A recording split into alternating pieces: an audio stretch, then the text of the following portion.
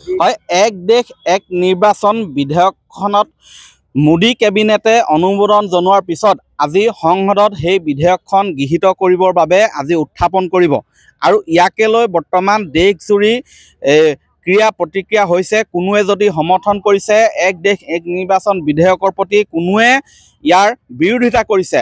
আজি সংসদত গৃহীত কৰিবলৈ এই বিধেয়কখন সংসদত উত্থাপন কৰিব মোদী কেবিনেটে আৰু তাৰ পিছৰ পৰিস্থিতি কি হ'ব সেয়া লক্ষণীয় হ'ব। কিন্তু এই মুহূৰ্তত এই বিধেয়কখনক লৈ বিভিন্ন মহলত প্ৰতিক্ৰিয়াৰ সৃষ্টি হৈছে। মই শিৱসাগৰৰ পৰা, শিৱসাগৰ আছে এগৰাকী অধিবক্তা আছে, অনুসূচিত জাতি ছাত্ৰ সন্থাৰ কেন্দ্ৰীয় সম্পাদক তথা অধিবক্তা পৰশজ্যোতি দাস আছে। কি ক'ব, এক দেশ এক নিৰ্বাচন বিধেয়ক আজি সংসদত উত্থাপন কৰিব? চাওক, এক দেশ এক নিৰ্বাচনৰ এই যিটো নীতি, এই নীতিটো আচলতে ভাৰতবৰ্ষৰ সংবিধানৰ গণতান্ত্ৰিক চৰিত্ৰটোৰ প্ৰতি চৰম কুঠাৰঘাত। কাৰণ এক দেশ এক নিৰ্বাচন যদি হয়, সমগ্ৰ আচলতে যিটো শাসন ব্যৱস্থা, সেই শাসন ব্যৱস্থাটো স্বেচ্ছাচাৰিতালৈ পৰিণত হ'ব। তাৰমানে কি, এই গোটেই শাসন ব্যৱস্থাটো কেন্দ্ৰীয় চৰকাৰৰ হাততে আচলতে অক্ষুণ্ণ থাকিব। গোটেই সমগ্ৰ যেতিয়া শাসন ব্যৱস্থাটো কেন্দ্ৰীয় চৰকাৰৰ হাতত যেতিয়া থাকিব, তেতিয়া নিশ্চিতভাৱে এই কেন্দ্ৰীয় যিখন চৰকাৰ হ'ব, সেই চৰকাৰখনৰ স্বেচ্ছাচাৰিতালৈ পৰিণত হ'ব। গতিকে এই ব্যৱস্থাটোক আচলতে সমগ্ৰ ভাৰতবৰ্ষৰ জনতাই আচলতে ইয়াক প্ৰত্যাহ্বান জনোৱা উচিত, ইয়াৰ বিৰুদ্ধে প্ৰতিবাদ কৰা উচিত। এক দেশ এক নিৰ্বাচনৰ জৰিয়তে বিজেপি গঠনে আচলতে ভাৰতবৰ্ষখনতে এক স্বেচ্ছাচাৰিতাৰ শাসন চলাব বিচাৰিছে। সমগ্ৰ ভাৰতবৰ্ষখনৰ একেবাৰে একদম চুক কোণলৈকে সকলোখিনি সাঙুৰি লৈ পিনি তেওঁলোকে আচলতে হিন্দুত্ববাদী এখন আচলতে ৰাষ্ট্ৰ গঠন কৰিবৰ কাৰণে তেওঁলোকে আগবাঢ়িছে।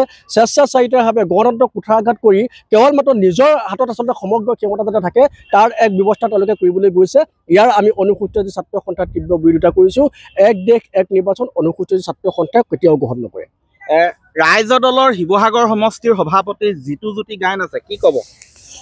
আচলতে এইটো আজি যিখন বিল উত্থাপন কৰা হৈছে, এইখন আচলতে গণতন্ত্ৰৰ প্ৰতি ভাবুকি, আচলতে সংবিধানৰ প্ৰতি ভাবুকি। ভাৰতীয় সংবিধানখনে সমতাৰ কথা কৈছে, ভাৰতীয় সংবিধানে ধৰ্ম নিৰপেক্ষতাৰ কথা কৈছে।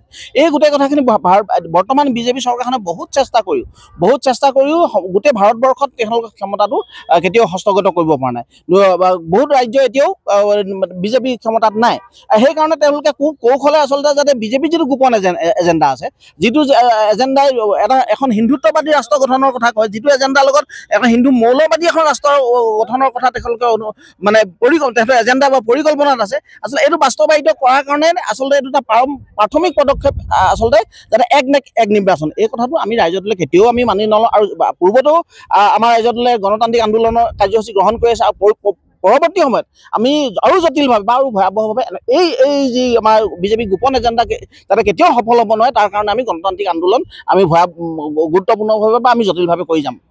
দেখা গৈছে যে শাসকীয় দলে উল্লেখ কৰিছে যে সময়ৰ যি যথেষ্ট সময়ৰ প্ৰয়োজন হয়, দুটা বিধানসভা নিৰ্বাচন সুকীয়াকৈ অনুষ্ঠিত কৰিলে লোকসভাৰ লগত যদি একলগ কৰি দিয়া হয়, একে সময়তে কৰা হয়, তেনেহ'লে সময় আৰু ধনৰ অপচয় ৰোধ হ'ব বুলি তেওঁলোকে ক'ব বিচাৰে। গতিকে এই সন্দৰ্ভত কি ক'ব?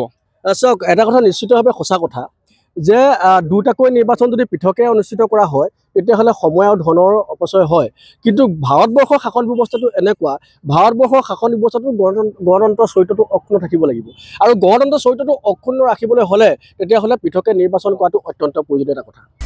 আপুনি বিচৰা বাতৰি পাব কেৱল নিউজ 18 এপত। নিউজ 18 এপ ডাউনলোড কৰিবলৈ স্কেন কৰক এই QR কোড। গুগল প্লে ষ্টৰতো পাব এই নিউজ 18 এপ।